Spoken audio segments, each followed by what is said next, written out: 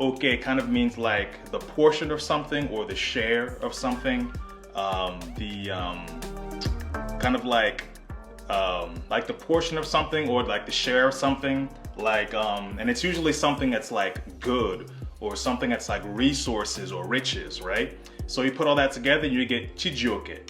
God has God has the wealth, or God has the blessings, or God has, God is the custodian and the owner of everything good, and all the talents and all of the gifts, and he bestows it upon people. He's the person who like administrates and gives all the gifts and the talents, all the good things in the world, the wealth, the blessings, chijioke.